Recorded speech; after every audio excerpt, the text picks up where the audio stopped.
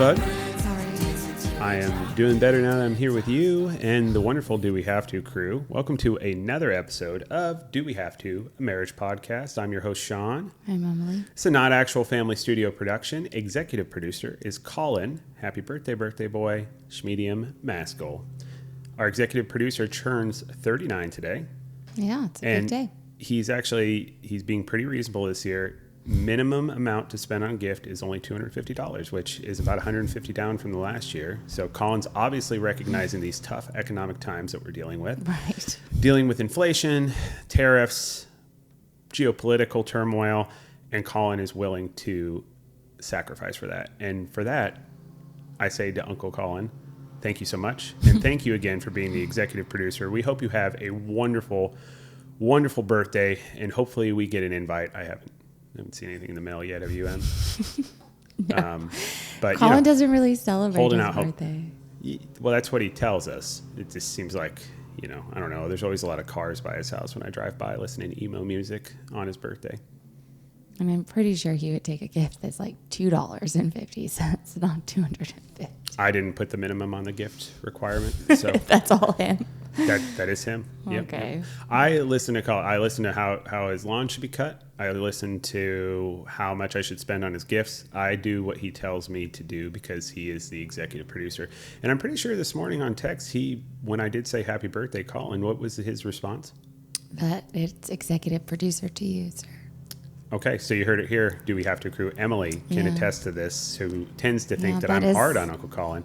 Uncle Colin That's did not respond. Sean being dramatic. That's That actually happened. happened. Yeah. And we got a wonderful show today, guys. We're going to continue on to our communication, overall relationship hygiene topics that we've been on. And, the last couple of weeks have been really talking about communication and those sort of items. This week, we're really going to dive into what are habits or daily things that we're doing as couples, especially in this world, that can have a negative effect or essentially sabotage our relationships. And it's things all couples do, including myself and Emily. Mm-hmm. And we're going to go over that. We did the research and we got those kind of daily things for people to be mindful of. I'm sure some of these will seem very elementary or like, oh, yeah, I know that. But give some more detail on how they can negatively affect you or cause issue, and something to be more mindful of in those relationships. Yeah, because not all of them are meant, like sometimes you don't mean to have it happen, but it does. I think that you make a good point, is that intention, right? I think all these things, when we go through them, it's not necessarily the intention is to cause harm to the people that we care about or we love. It's really more about, I don't know, being a human being and dealing with the day. But I think if we're more aware of these are the main things that can have a negative impact or cause a rift between you and your partner or put you in a rut, they're things to be more mindful of about how you approach them. Right. So, yeah, we got that. We also have, we're going to get back to 90s nostalgia once again. We are going to continue getting deep between Emily and I. We're going to be doing a deeper card today. And we'll continue to, guys, update you on our Peloton team as well. And again, this show is brought to you on youtube.com/dowehavetoa marriage podcast. So continue to watch on YouTube, like, subscribe, all of that wonderful good stuff. Yeah. Are you on the next page of the packet? I tell you, Emily figured out, and I'm very appreciative of this, she figured out how to fix the printer. We had a printer issue. I know we've been talking about that the last couple of weeks. I think I should start being a tech person, because I fixed the situation that was going on with your dad's cell phone and Uncle Greg's phone. Mm-hmm. And you're very figured handsy. that out. And then I figured out the printer. It may have taken me a week to figure it out, but I did it. And it took me 3 hours plus several days to figure out the phone thing. But once I was on the path, it only took a couple of hours to fix the phone. But the printer was just a fit of rage at 10:30 at night. I've got to fix the printer. Did you call tech support when you worked it? The printer? Yeah. No. So you did that all on your own. I did that all on my own. And you know what happens with tech support for an HP printer at home? What's that? They send you a little chat bot and it says, like are an you AI? having this Yeah. problem? No. Are you having this problem? Yes. If you're doing this, go here. If you're doing this, go here. Was this helpful? A lot of times no, it's not helpful. Mother effer. No, it was not helpful.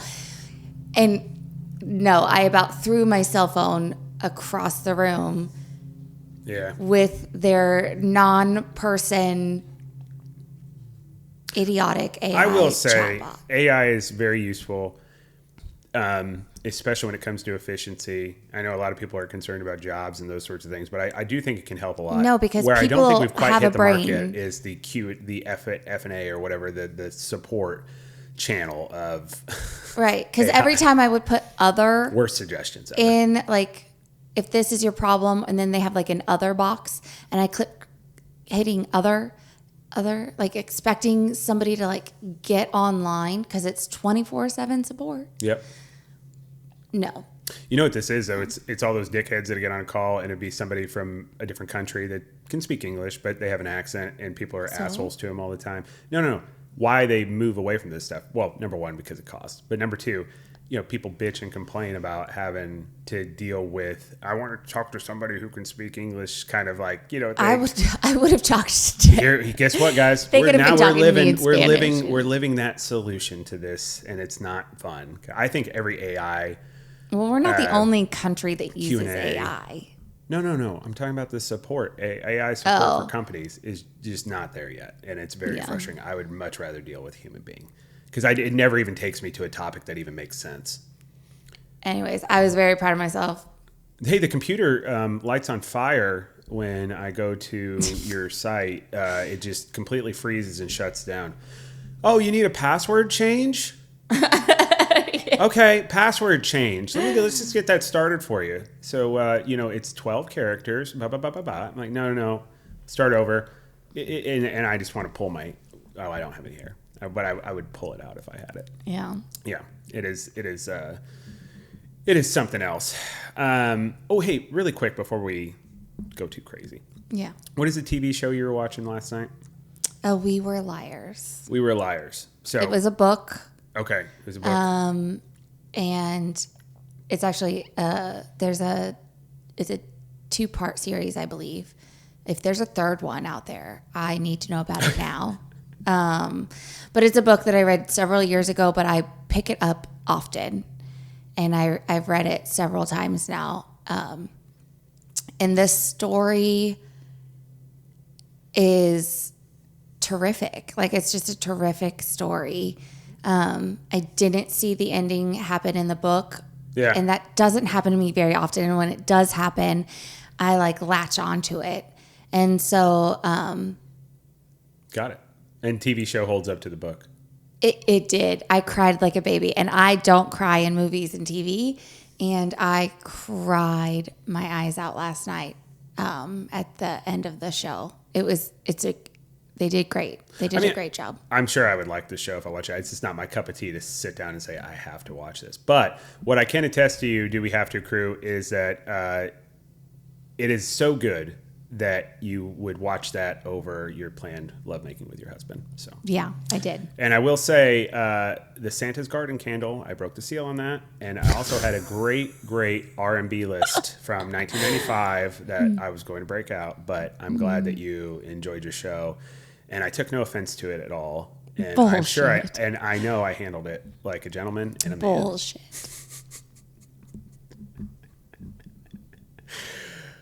It's fine. 90s nostalgia. Just FYI, though, I am not the reason you have the black eye, though. Like, I feel like I should say that. If you're going to keep going on banner time, Colin's going to have to fire one of us on his birthday. And while I think he would get great joy out of that. I mean, he technically threatened to fire me over the weekend of the softball tournament. So. Okay, black eye. Do I need it to? Well, I guess it could be kind of a small Sour Patch Kid moment. We're at It's the pool total last Sour week. Patch Kid. It's kind of weird. We're at the pool last week. My son and my daughter are wrestling around in the pool, in our neighborhood pool, and I'm kind of by them because we do the dunking and the roughhousing kind of stuff. They go I'm sure crazy. annoy a lot of people, but we do it away from everybody, right? For the most part. You try to. Or at least try to be mindful of it.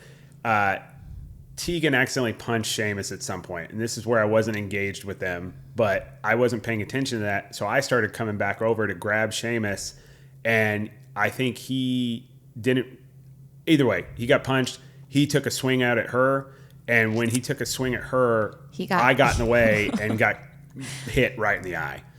So my son punched me in the eye, and I didn't think anything of it. It didn't really hurt. And honestly, I mean, I felt him hit me, and I'm like, "Whoa, what is going on? Why are you doing that? We do not punch. We wrestle around." And he's like, "Why did you hit me?" And I think he thought I hit him, and I don't think he was aiming at me. I think he just took a swing after somebody swung at him. Yeah. But he was like, "Did you hit me?" And I was like, "I have no idea what you're talking about." And then Tegan was like, "I hit you in the throat."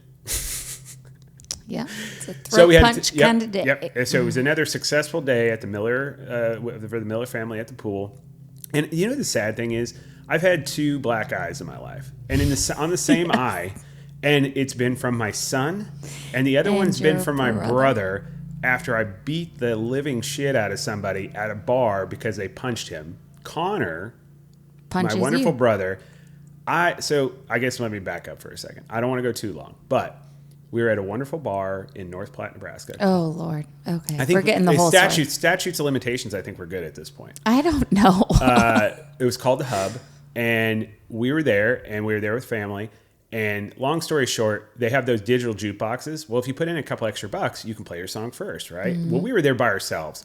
I mean, there's nobody in there. And all of a sudden, it was like 11:30, 12 o'clock. All these young kids, I say young kids, it's funny, 21-year-olds are coming in from drinking all night, and they're all drunk, and they're having a good time. They start playing their fucking, rock music, which I love rock music too. But I mean, like, that's all they were listening to. And we already had our playlist, and I was like, man, we were going to listen. The Backstreet Boys was like the next song. So I went and I got $3 from Papa Ron. I popped that in the jukebox and did Backstreet Boys. Well, Connor and I are standing up there, and all of a sudden this girl comes up, and she's like, "You got to stop skipping our songs." And I was like, "We're not skipping them. We spent more money so we could play the song next. Sorry, we were listening to a ton of music before you guys came. There was just one song we want to listen to." She goes, "You took my money. You skipped my song." I'm pretty sure she didn't sound like that. She did. This is exactly how she sounded. Actually, honestly, I'm giving it a little less twang than what she gave. Okay. Okay. And then she's like, Earl, they're skipping our songs. I'm pretty sure her boyfriend's name was Earl. And so then this guy comes over, huge fucking belt buckle, pulling his pants up, looking all tough, shoulders getting big, like, he'd been working out like Uncle Colin. And he comes over, and she goes, "They skipped our songs." Just like that. And he looks at us, and he goes, "We don't skip songs around here." And Connor, in his infinite wisdom, and Connor at the time was like young, 5'11", 135 pounds, okay? But Connor, in his infinite wisdom, as if in the scene of Tombstone, when they're at the OK Corral and fucking Val Kilmer winks at the guy and it causes a shootout, Connor looks at the guy and laughs right in his face in front of his girlfriend. Yeah. So this idiot hauls off and punches Connor. So then I punched him, and I grabbed him and drove him into a table, and he's all bloodied up. Well, as I'm on top of this guy, I turn around, and I just see Connor running like crazed, like Daniel Day-Lewis in fucking Last Mohicans. But instead of a gun, he's got his arm up like this, which I don't know how you effectively punch anybody doing this. Can't. But he's running across the bar, and this is the motion, by the way, I saw. He's running across the bar like a wave. And all of a sudden, that fist comes down and just connects right in my fucking face. So, 2 times I've ever been hit. I've not taken any damage from anybody else. I didn't take any damage that night, except from my brother. And now I've gotten a shiner from my son. So, I wear it with a badge of honor. Apparently, it just doesn't work out with my family. 90s nostalgia. Yeah. So, a couple of interesting events, foods. I found for this week of June, it's like June 16th through the 23rd or whatever, or the. I don't even. Yeah, just go with me. It's the week of, guys. It's summer. Just give us a moment, okay? But hey, in 1990, on June 21st, which is a part of this past week, a devastating 7.7 magnitude earthquake struck northern Iran near the Caspian Sea, resulting in approximately 50,000 fatalities and over 135,000 injuries. Do you remember that at all? I don't. I don't remember that either. But granted, I was 6. But like a lot of times when a big earthquake happens, I mean, obviously, I know it was world news, but I don't remember it. There's a math one, and I only did this because I love Uncle Jeff, and I don't even know if him or Uncle Keith would know this, and they're mathematicians, basically. I've never even heard of it. June 21st, 1992, Andrew Wiles proved Fermat's last theorem after 356 years, marking a monumental achievement in mathematics. Could you imagine working on something? What is that? I don't know. I should have looked it up beforehand, but honestly, the fact that they took them 356 years to prove out this theorem and work it. I would have given up after a day. Well, I feel like it probably deserves the research, but I was like, Uncle spending Jeff, 10 minutes is too long. me Shout out Uncle Jeff. Just math. I need some education on what that means in English, not in math. Yeah, we'll have to ask him. Maybe one day we'll have him on the show. I feel like that could get, like, if it took 356 years to make. Not make. Prove. Then I feel like that would be a really long conversation, and I just don't know that there's enough. That's a long ass time. I don't know that there's enough hydration to handle that conversation. Yeah, agreed. Maybe not. Maybe I don't need an education. On June 21st in 1996, Walt Disney Pictures released probably my least favorite Disney movie I've ever watched, The Hunchback of Notre Dame, one of its darker animated films, and it did get positive reviews. It's just not my cup of tea. I actually never saw it, so I don't You never know. seen it? I mean, I'm sure it's fine. I know what Quasimodo looks like, but like I don't know the movie. Sure. It just wasn't my cup of tea. Yeah. 1997, June 21st, Women's National Basketball Association held its inaugural game, which, by the way, WNBA now is awesome. Getting pretty dope. It is, honestly, the fighting and the fucking shit talking that's been going on reminds me a lot of the late 90s, mid to late 90s NBA, and I think it's fantastic. Me too. WNBA, do not fucking touch it. Let these women treat basketball like it's also partially kind of hockey. Let them fucking do their thing. It is dope to watch. It shows you like their passion. I don't know. I think women's sports, the more contact sport it gets, like it shows that you can be just as tough as anybody else out there, and it shows the amount of passion that you have for what you're doing. And when you put little white gloves on it and make everybody play nice in the sandbox, like that's not what. And I think there's men's sports that are kind of going in that direction, you know. Whereas now you have this product that's differentiated from the others because they're fucking not taking shit; they're going after each other, and I love it. It's fantastic. So that first game actually was played between the New York Liberty and Los Angeles Sparks, which I thought was fun because it's the two major cities in the country. New York Liberty won the game 67-57. First points were scored by Los Angeles Sparks guard Penny Toller. Penny Toller scored the first basket, but she wasn't the leading scorer of the game. The leading scorer of the game was Teresa Witherspoon. Teresa Witherspoon, she played at Louisiana Tech, and I do remember her. And I also remember her because she just coached the Chicago Sky, which is Angel Reese's WNBA team, who is Caitlin Clark's rival. And she got fired. She did one season, but she just coached. So that was the leading scorer of the first WNBA game, was the coach of the Chicago Sky. Nice. Yeah, isn't that dope? Yeah. I thought that was really cool. But yeah, she played at Louisiana Tech University from 84 to 88. So when I was born, she was playing college basketball and the coach of the Chicago Sky for the 23-2024 season. Yeah, I've never really watched basketball because I kind of thought it was a little boring for both men and women. But I've done a lot of research in. It's fucking dope now. Well, you've watched The Last Dance. You remember, but I've started to watch more of it because it's 90s basketball, men's basketball was awesome. The bad boys out of Detroit, Dennis Rodman, I could Sean Kemp, Gary Payton, like those guys, and obviously Michael Jordan, Pippen, they all went after each other. And I mean, the stuff, they would be kicked out of the league for the shit they were doing to each other regularly that they are. You know what I mean? So I think I got more interested in basketball when we started watching that docuseries for The Last Dance. Yeah. And there's a whole episode on how Detroit basically had rules where they beat the fucking piss out of Michael Jordan. It's called the Jordan rules. And so nothing wouldn't happen today. I mean, everything's kind of gone. Since that, I don't know if you remember that Ron Artest situation where they basically got into the stands and started fighting the fans it seems like since that period of time, things have really been backed off. But you can see the physicality with football because of the lawsuits and those sorts of things. That's starting to get dialed back. But I think there's things that are good and there's bad with it. But like, I don't know. It's nice seeing a competitive fire. That's why it's fun watching WNBA. Yeah. Yeah. Well, and I like hockey and football and soccer.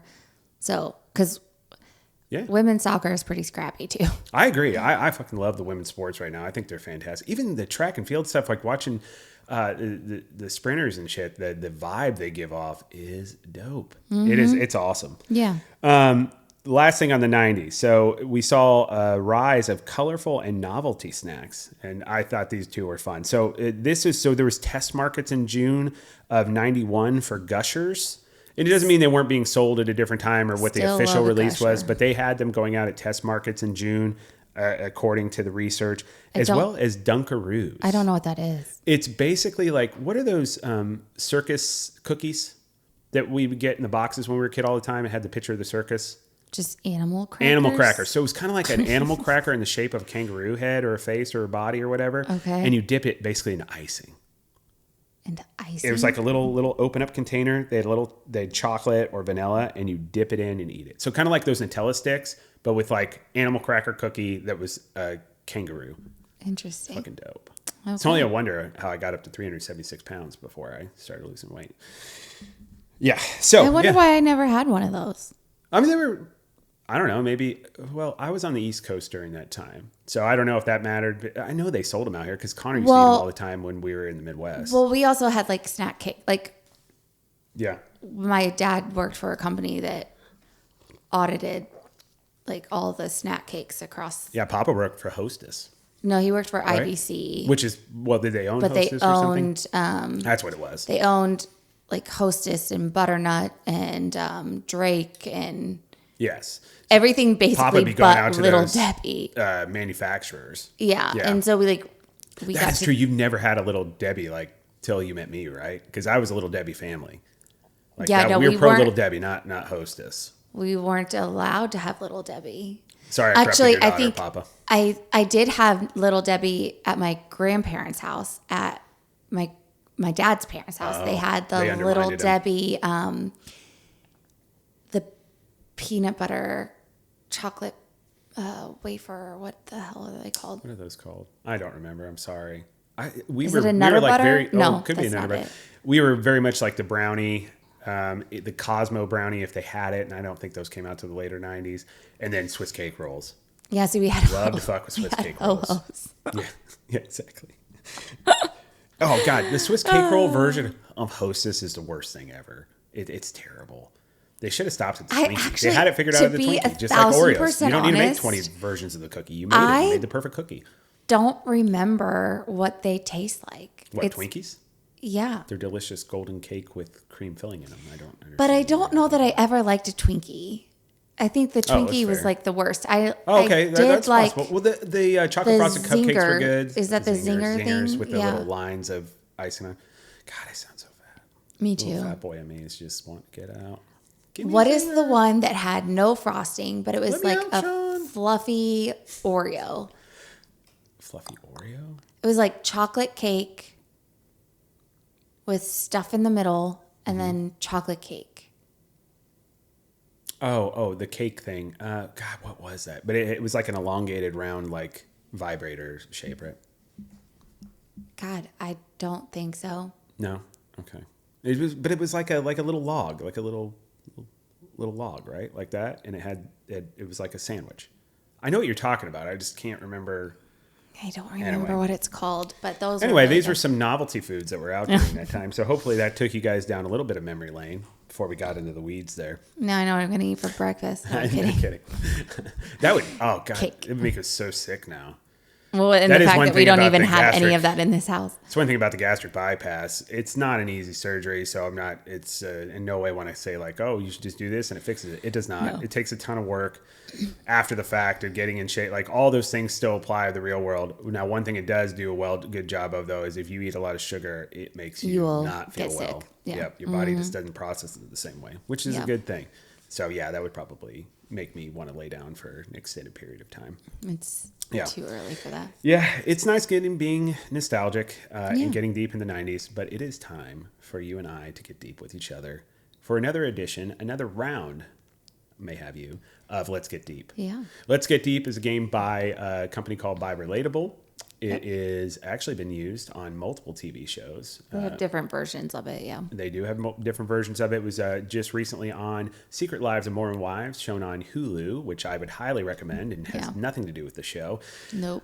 In no sort of way, but it is a great show. And they actually used a version for Friends on that. So you got these various moms that started this TikTok channel. They were actually doing questions with the one. We're doing the one on relationships, but they even have one about sexy time, or at least, I guess, intimacy.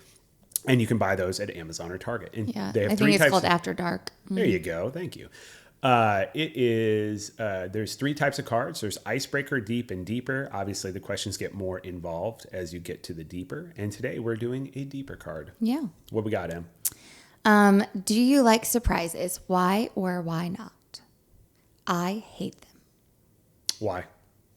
Because I have no control over it.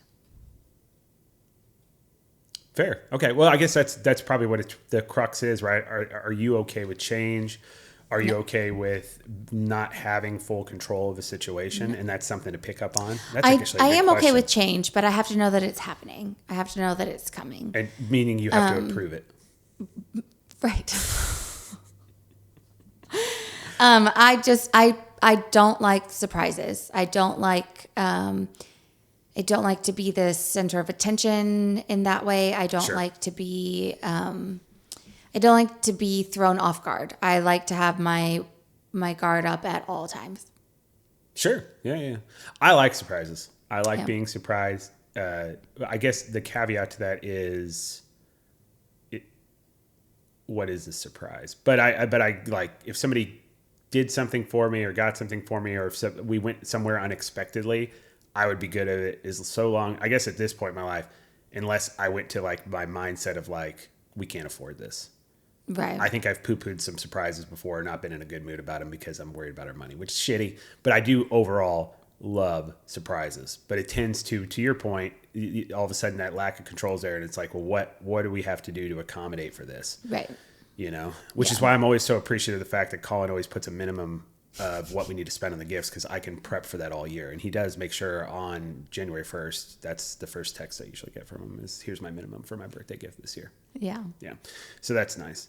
But see, these cards are great, whether they're kind of an elongated question or something that requires a lot of thought and conversation, or something that you can answer really quick off the cuff. It does give you an insight of your partner or somebody you're dating or your friend in a way that you didn't think of before. Obviously these things, they're on the surface asking for something specific, but like you can kind of dive down and, work through some red flags, things that you can talk about, not only between each other, but in counseling, all those sorts of things. It's a fantastic game. I highly recommend it. And I I feel like a person that loves surprises always marries somebody that doesn't. You're like Kevin Spacey in Horrible Bosses. Remember when Kevin Spacey walks in and opens the door and they're like, surprise. And he's like throwing his bag on the ground. He's like, God damn it, she got me again, or whatever. And he's like, I hate surprises. And then he's like trying to act like everything's fine with everybody. I feel like that's you. I'm not that mean. No, I'm kidding. But that was a great scene though, right? But then there's that kind of person. And then there's the people that are excited because like, we got you, surprise. Isn't this great? Surprises are the best. Yeah. No. Yeah. Anyway, I don't know. Remember when you tried to throw me a surprise party? And I think it was very successful, with the exception that you didn't enjoy it. Everybody else seemed to have a really good time.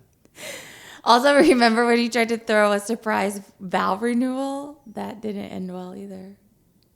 Surprise vow renewal? I mean, that went off pretty okay. It started out okay, and then people made you tell me so that I knew. Oh yeah. That is true. That's kind of funny. So yeah, to your point, I guess you answered the question very authentically, because I did plan on renewing vows with Emily kind of after we got through our rough spot that we've talked about in earlier episodes of our wonderful show. Do we have to? Well, it was our 10 years. Yeah, and actually, even a friend of mine that I played football with in high school that goes around the country, does speaking events, and runs a church in Florida, Ben, how he actually came in town and did it for us and everything. It was but yeah, awesome. To Emily's mom's credit, she's the one who talked to me about, Gigi talked to me about, hey, you might want to give her a heads up, just because, not because it's not a great idea or anything. It's just, you want her to enjoy it the best she can. She's not going to handle it if she just walks into a place and is unexpectedly doing her valve renewals. So when I told you, I think it went really well, right? Yeah, no, it did. And all the things I had prepped for the surprise worked out. It's just a matter of the fact that it was a surprise and you weren't prepared for it was the issue. Right. I had like 2 days to find a dress and all of that. But it was fine. It worked out. Okay. Yep. I enjoyed it. So there you go, guys. Learn from us. Valve renewals, probably not a good idea to try to surprise for that. Unless you have every Trying to do the detail Modern figured Family out. move. We just didn't have Hawaii, you know? Yeah. No. Yeah. No. Okay. Well, that's fair enough. But it was beautiful and I loved it. You know what else is beautiful? What? Continuing to grow our relationship through communication, through learning about each other, through research, really, and finding out what are the things we're doing on a regular basis that have a negative impact on us and allow us to correct it. And we're going to move into that here, specifically talking about kind of what the, daily saboteurs are of relationships. And, guys, I highly recommend a lot of the research we're doing. It keeps referring us back to the Gottman Institute. Mm-hmm. So if you're just looking to do just general research or dive in deeper to the things we talk about, because we're not going to, make you spend 3 hours listening to podcasts, and nobody would anyway. The Gottman Institute is definitely one that I think is very, very helpful. The 4 Habits Institute as well. I think it's called an institute, but the 4 Habits site. But the Gottman Institute, they've been around for a long time. They've done a ton of research when it comes to relationships and provide a ton of good research. And that's a lot of what we got from today, right? Yeah. We touched on this last time on communication, but it dives really deep into this. So the first thing I want to do is these habits have an effect or are really associated with Gottman's 4 Horsemen of relationship breakdown. So really a lot of the things we'll talk about, we're going to go into the daily habits that are related to causing this, this setup. So there's 4 of them. Okay. One is criticism, which is attacking a partner's character instead of addressing specific behaviors, really attacking the person, not the problem. Which I think everybody does. We do. And I'm terrible about it. Like I've been trying so hard. Have you noticed lately I'm trying to do I statements and I'm struggling.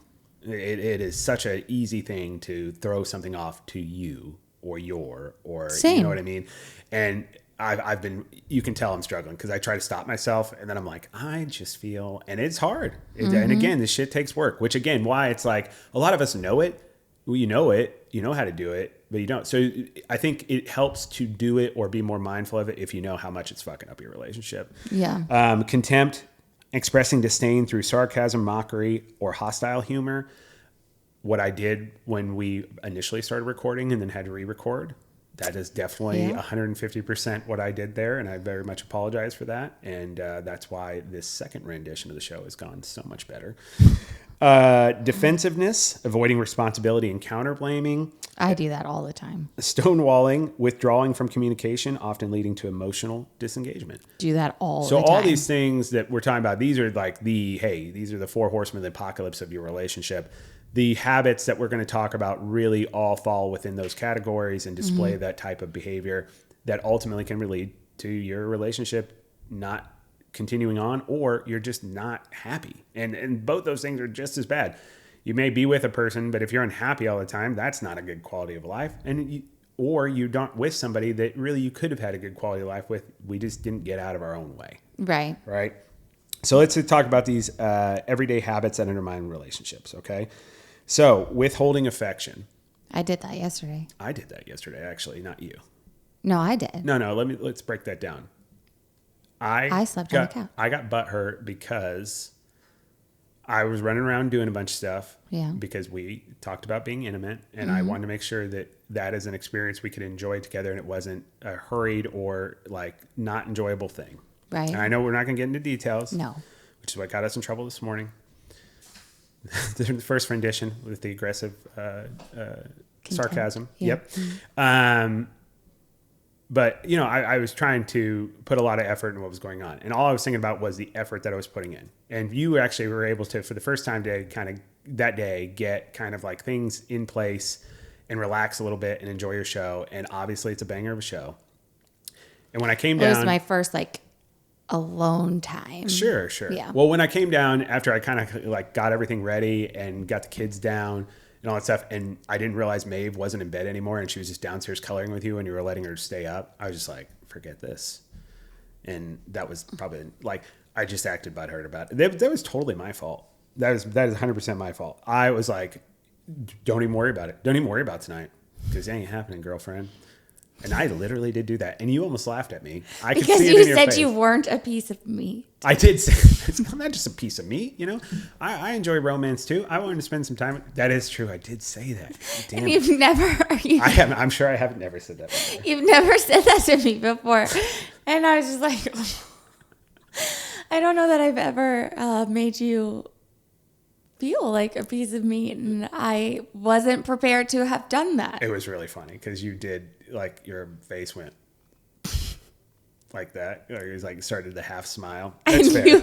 I was being ridiculous. I was just upset that I knew that it just wasn't going to work out. Sometimes, you know, you put in a great game plan and you still lose the game. And I didn't well. mean to have the show take over. Oh, it's fine. It's absolutely fine. I was still very prepared to do. There's times people alone choose sleep time. over making love with their partner. I've been there. There's food, you eat too much. Like, I mean, it's just a general thing, right? It's just, it happens. And then also Maeve would just being a total cock block. So She didn't go to bed till almost 11:30. I know. So I could have just handled that with grace, and instead I did not. And then I decided I'm taking away this candy. Candy shop's closed. 50 cents. Sorry. So withholding affection, guys, learn from us. Well, and I made it worse because I didn't feel like you And then why wanted didn't you me even around. go to bed? I just stayed thought that was weird. I woke up and I'm like, slept she down. slept downstairs? I was like, Yeah, I thought I was I being, slept I on mean, the couch. I was being silly, but I didn't think I was being that silly. Phubbing, phone snubbing, prioritizing smartphones over face-to-face interactions can lead to feelings of neglect. This is probably the worst one for everybody, I would assume, just because you do get that on you. Yeah, especially in this day and age. Mm-hmm. I mean, this is one to be the most mindful of when you do have that 5 minutes with your partner, putting the phone away or not, you know, just in your face. Even though I know a lot of times you and I are texting each other videos, but we're not really actually truly interacting. Yeah. And I think that's causing We're both causing like a space on between our us while we're by each phone other. and we're next to each other. Yeah. Legit right next to each other. We're on the phone. We're sending each other videos while we're laughing on our own. And then we wait for the other person to laugh. Like, it's just, we're sharing the doom scroll. Yeah. And that doesn't really build closeness, or I don't know, like, it doesn't lead to intimacy. It doesn't lead to anything. It's just adding to the doom. Yeah. And also you have ease of access of talking or venting to somebody else. You know, you can text your friend or your brother or sister, and you're having conversations that you probably really should at least start with your partner. Right. All those things make things so much easier, path of least resistance, to create a neglect or create a space. It's not even like you're purposely trying to neglect, but you're just creating something where you're not doing that with your partner, and all of a sudden you're two Too far ships in the night that Yeah. are just kind of by each other in the ocean. You know what I mean? Yeah. Sorry. Lack of gratitude. Sorry, I got lost on this page here. Fucking printed page. Lack of gratitude. Failing to acknowledge a partner's efforts can lead to resentment. I think we both do this a lot. I think so. 'Cause, I again, didn't realize this how is the much work focusing on you the were small- doing last night, and Well, like, but that's not it. well, no, I mean, like, that's the closest example I have to it. Like, I didn't realize. Did you see the Santa's garden candle? I did this And morning. I'm telling you what, it smelled really, really good. Also, you know what the first song was on the 95 R&B list? No. It was TLC. Oh, good Lord. It was going to be good too. I don't. I do. My I don't best think lovemaking to TLC. I don't think I do a good job at telling you thank you, or just even acknowledging all the little things that add up. And that's the stuff that like matters. It's not the big stuff. It's the little stuff. I think I can point out the bigger stuff, like, hey, you know, mom's going and working to save money for dance, doing those sorts of things. But like the small things that you affect our household with every day, I don't think I do the good job with that. And I think those things probably add up and matter much more than the big things. And plus, I'm appreciating you more. If I'm focused on the small things that add up to, I mean, I guess we all just need to be more appreciative, because we all as couples, and I shouldn't speak for other couples, but I assume we're very similar to everybody else. Mm-hmm. We tend to focus on the 1% of things that go wrong or bad in a day. And I think that does really take away our ability to be thankful and appreciative of the other. And that's the kind of mindset we got to get out of. And we got to be mindful and put in the work to be mindful to give those appreciations and thankfulness. Yeah. I don't even know if that was words, but you know what I mean. Really appreciating the partner. This was another good one too. Emotional dysregulation. So me last night. Difficulty managing emotions and can result in overreactions and misunderstandings. I think we would both do that. I fly off the handle. I will take everything super serious and super personal. I've been that way with not just you, but even the kids. Like the tone in people's voices really bothers me. I do feel that when I am communicating something to you, I could be talking about somebody else and saying, hey, this is how they did this. And like, I don't get it. And you're like, well, I don't, when this happens with me, I don't do that. As if I was like, in a way, indirectly telling you, you shouldn't do this. Yeah. That is really interesting. And I know you do that with the kids too. Mm-hmm. This isn't just about you though. This is what Emily did. We all do it. And I know I am terrible about, if I get hot, and we've talked about this on the show multiple times, like I allow my anger to control me. I don't control my anger. And I tell this to Seamus all the time when we're running, because that's why, I mean, a lot of the exercise and like the self-care stuff, it's about making it easier, making ourselves harder, because the exterior environment make it easier to deal with and be able to do those things at an optimal level. Mm-hmm. I talk to him about that all the time. Like, you flip out on your sister if you would just take a breath for a moment. And I need to practice what I preach. And that's one of these things. It's like, I think we take out, it's easier to take out something or be less responsible about how we're reacting to something when we're around somebody we're comfortable with. And it should be the exact opposite. I should care less about a stranger, and I should be much more mindful about how I'm reacting to you. But we in this society don't do it. So anyway, conflict avoidance, evading disagree. You're fine. Fix your eye. I'll read. Well, no, an eyelash just like fell onto my contact. Oh no. Conflict avoidance, evading disagreements prevents resolution and fosters underlying tension. For me, I don't feel like that's an issue. I feel like I probably overly tend to, like, I'm not strategic about how to tackle things, and sometimes focus more on the person and not the problem. So like, just rather it go away. Right. So we couldn't be probably more opposite on that. Yeah. But I do think that there's a lot of, like, whether we're attacking the person and not the problem, and probably that's probably part of the reason why you are that way, is because of how I handle things. No, I've been that way my whole life. I don't want to have a fight with somebody. I don't want to have conflict with anybody.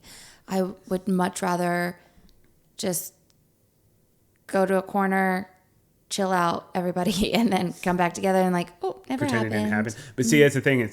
I think they're both, obviously they wouldn't be on this list. Both of those ways aren't going to get you to where you need to go. I know. Yeah. So whether you're avoiding it or you're way over the top about it, like, you need to find a balance of knowing when to address it, knowing when to tackle it, and make sure you're attacking the problem and controlling your emotions. Yeah. So we learned about all these things we're doing on a daily. And as you saw, Emily and I check all those boxes. Sure do. So let's talk about how we can kind of work on getting out of those things, rebuilding connection, those sorts of things. And again, majority of this is all Gottman Institute. Yeah.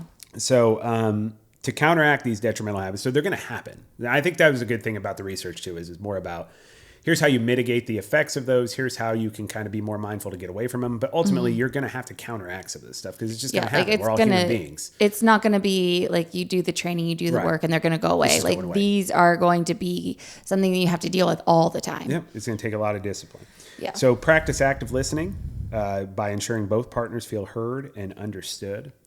And again, that's a lot of those, I statements versus you statements. It's attacking the problem, not the person. And it is actually taking time to sit and have a conversation, even if it's a difficult conversation. I mean, it really aligns with the last couple episodes worth of stuff we've been talking about. Yeah, absolutely. Yeah. And being strategic and mindful about it, and working together as a team to get through it. Mm-hmm. It's so individualized when we're not doing things the right way, or we're in attack mode with each other. We're treating it like every man, woman for themselves. And that's how you can't approach relationship. You can't approach friendships that way. You can't approach relationships that way. It is a partnership. Yeah. Yeah. Express appreciation regularly. I know we just had mentioned that, and I think it's really important that you acknowledge and thank your partner for their contributions, even if it's small, on a daily basis. Want to try to avoid where it seems condescending, but like, you know what I mean? Mm-hmm. Like it is important to make sure that they understand that even the littlest things, there's people that get up and let the dogs out first in the morning when it's not their day.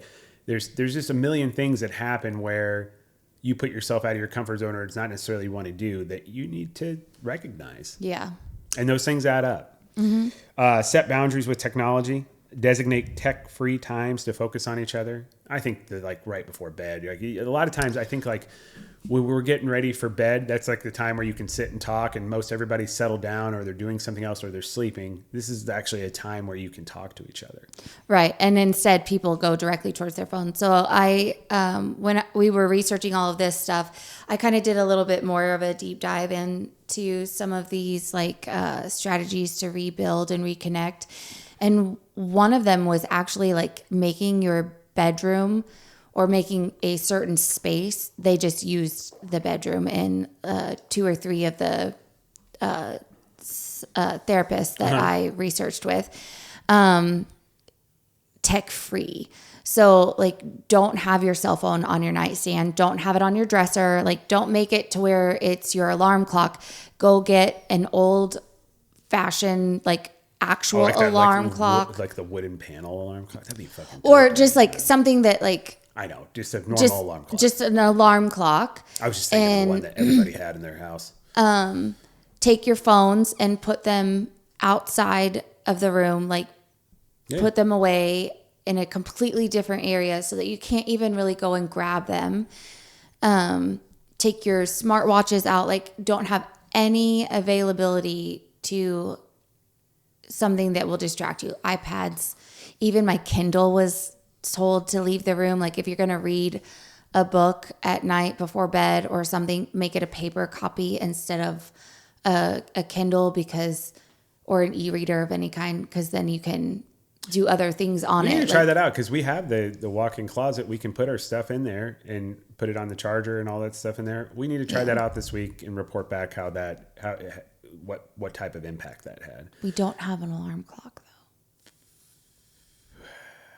Well, can we just put the alarm still on the phone, but it's not in the room? So it's not like it's about avoiding the technology. If we could hear the alarm going off. God, I we would just have to get up and go to the closet. That'd be fine. Let's give it a shot. Okay. You know what I mean? Yeah. Why not? I think that's great. And I appreciate you doing the well, additional because deep it's dive just, in that. it was like, you have to set yourself up for success. Right. Like how to make it you want to lose weight, you probably shouldn't buy 55 snack cake boxes of things and put it around your pantry, right? The same thing with technology. Don't buy the Twinkies. Right, exactly. Well, there's one stalk of broccoli, and then there's 27 boxes of Twinkies. Yeah. What should I eat today? Exactly. That's just the point. Take the smallest steps and like one thing for the appreciation regularly was to start like a back and forth journal where you just write each other a quick note or leave a Post-it on the mirror. That. Like there was a tip to just keep a pad of Post-its in the bathroom. You're sneaking these notes in. This is good. I didn't. So that you can just jot down a quick Post-it note, and then you stick it on their mirror. Like, I don't know, or leave it like on their work computer or whatever. So that would be nice. I like little notes. And you're a good writer. Well, thank you. You're welcome. I would probably do like movie quotes or different R&B song lyrics. Probably. Yeah. Absolutely. I should start doing that. Seek professional help. Couples therapy can provide tools to navigate conflicts constructively. And again, if all else fails, having a third party that you can talk through and communicate with, and then they give you that unbiased of, here's the advice that I have based on the research and knowing how this stuff affects you as a couple. It's invaluable. It's always recommend therapy. It is. And if you have a partner that's refusing to do that, that's a huge problem. I mean, that is something you just have to be willing to do. You have to be willing to put your guard down. Otherwise, you're just not going to give all you can give in a relationship. Even if you think that you know everything a therapist is going to tell you and everything that they would say to do, you think you've done or are doing, go to therapy. Well, here's the thing. You could know what they're going to say, but like they're going to give their perspective on how you should own that or how you should handle that. And it likely is not going to be the way you feel it's going to be. Well, I know what we need to do. Well, how are you doing it? What's your part in that?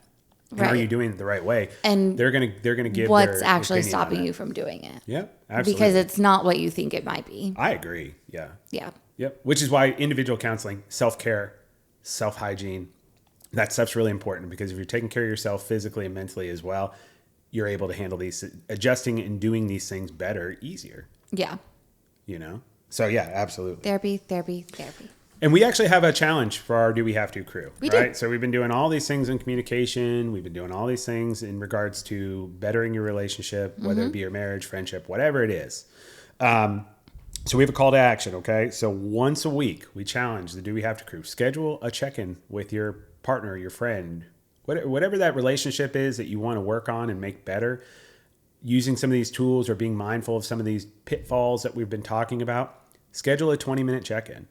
And Emily, you got this from a counselor on Instagram, right? Yeah. Mm-hmm. Yeah. So you schedule a 20-minute once a week, and you go over the following things. It's very simple. How are you doing? What do you need more of? And I assume that's just in general. And doesn't necessarily have to be completely specific to you or what you're giving, but just what do you need in general?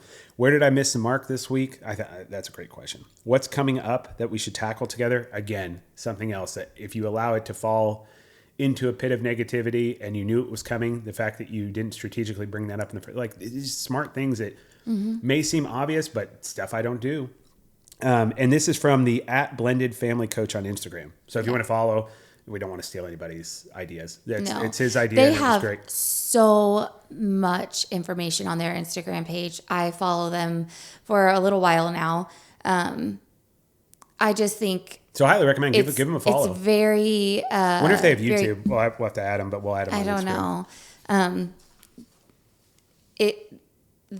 They've become very helpful for me online. But I think we're going to do Sundays for our 20 minutes. I love that. And we're going to do the morning. They do the evening. If you watch them on their Instagram they page, talk through and give an evening. example of it, right? We prefer coffee. And our kids are less active on a Sunday than they are any other day of the week. And I feel like by the time night comes around, we've done so much during the day that we're just too tired to focus in on it. So we're going to do Sunday morning because we have more control over the rest of the day after that. So we're going to make it a top priority to do this together. And so that has to be first thing in the morning. I know I put myself in a new position on in our little studio, also known as our dining room. Yeah. I keep wanting to look over at you. I hope Colin doesn't get mad about that because I'm doing my best to look into the camera, but breaking the fourth wall. But you're over there. I can see you in my eyesight. I can't really see you. Sorry. No, I think you bring very good points. And the thing is like from a finality perspective, right? We've talked about all these things in regards to communication. A lot of these things, in my opinion, can be resolved by really working on yourself and then taking that energy of working on yourself and then taking that same energy or the same mindset you're doing to yourself and applying it to your relationship or your friendship or your marriage. Absolutely.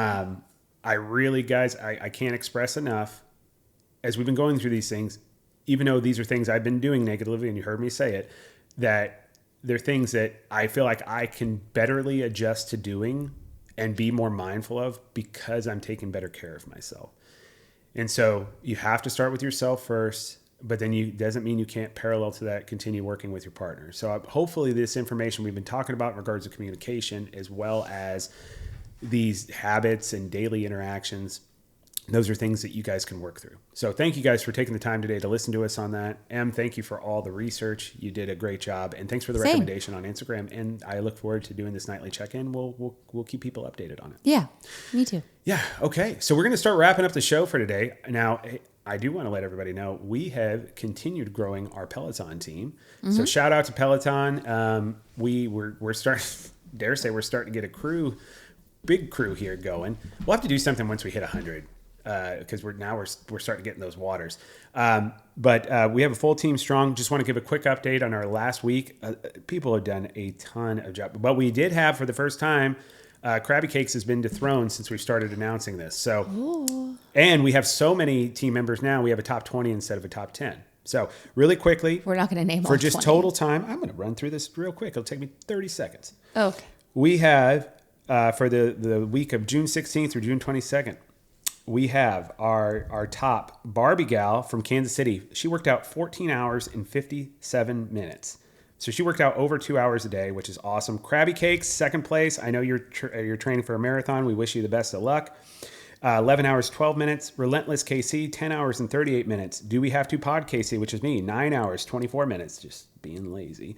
Stacy Osterthen, hopefully I didn't butcher your last name, 8 hours, 32 minutes. Fit Queen Lisa from Overland Park, Kansas, 7 hours, 39 minutes. Michaela Bryan, a regular, an oldie, a classic, 7 hours and 34 minutes. Kelsey List from Guardwood, Texas, 6 hours and 32 minutes. Go Unicorn Go out of Kansas City, 6 hours and 25 minutes. Look at these numbers. These are great. Not a Runner Katie, Iowa Raised, Kansas teacher, 5 hours and 42 minutes. Casey Lawma, which I love, 5 hours and 32 minutes. Raising Kane 08 from Maryville, Missouri, 3 hours and 54 minutes. Vito 63 out of Mississippi, 3 hours and 44 minutes. Crazy Spin Legs out of Orlando, 3 hours and 36 minutes. Chiefs Chick 816, Kansas City, Missouri, 2 hours and 55. Orange Girl 56, 2 hours and 34 minutes. Mommy Thighs, hour and 50 minutes. Katie Mack out of Nebraska, hour 48 minutes. Lydia Bordeaux, Seattle, Washington, hour 32. Anna from Ottawa, Canada, welcome. Hour and 30 minutes. So congrats, guys. Like nice. that is awesome. Everybody is putting in effort. I mean, if you think about it, 90 minutes in a 7-day week, you're working out at least almost 15 minutes a damn day. And that's any little bit is something that's just great. I got to figure out how to get my Aura ring to track it for me. Yeah, absolutely. But hey guys, continue. So we have a team. It's a Do We Have To crew. We also have a hashtag. You can put like your label of your deal. Yeah. That's Do We Have To as well. Follow me. I am Do We Have To Pod KC. Emily, what's yours again? I'm sorry. Emily because you changed it. Emily and Casey. Well, it's Emily _in_ Casey. Right. Yeah. And so follow us. Join our team. We have a monthly challenge right now of workout days in June. And that is going well. Everybody's doing a good job participating. And of course, we announce on the show weekly. Everybody's, now we're going to be announcing our top 20 because we have so many team members. Nice. Yeah. So socials, you want to hit that up? How can you reach us? You can follow us on Instagram, Threads, and Facebook at do.we.have.to. You can follow us on X/Twitter at Do We Have To. Well, I will say on X, I will only be challenging Jason Kelsey to a 5K and Burt Kreischer to an MMA fight. And I will continue doing that. Be on the lookout here soon. Colin and I are working on a video. We even have a couple montage videos we plan on doing. We're just working that out. Be prepared. Goodness. Sorry, go ahead. TikTok is at Do We Have To A Marriage Pod. Again, YouTube is where we are. Our video our format of the show base, I guess. Yeah. And that's at youtube.com at Do We Have To A Marriage Podcast. You can also hashtag us on all of our socials with SPKM for your Sour Patch Kid moments. You can hashtag us with the Do We Have To crew. And then dowehavto.com. You can get updates on the show. You can submit a question to the show. Comments, all of that. That is our home website. So feel free to go out there. And of course, Emily does our monthly book club. That is out there. Information on that book as well. Yeah. So guys, with that being said, Sean actually is picking this next book. So I am. We're going to be, It Was All a Dream, which is the notorious big story, which I'm actually very excited about it.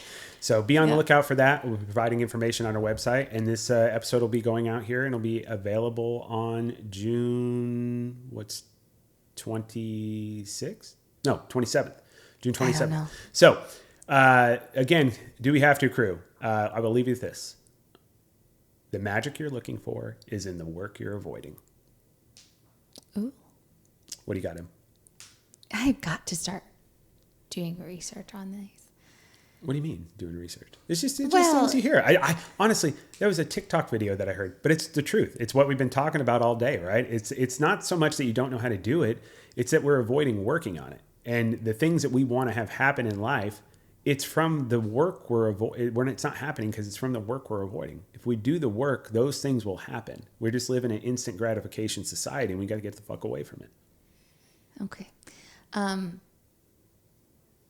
May your coffee be stronger than your toddler today. I love that. Because that's really all I've got. You know what I really wanted you to say there? And what? I would have just fallen out of my chair if you would have said it. What? Be excellent to each other from Bill and Ted.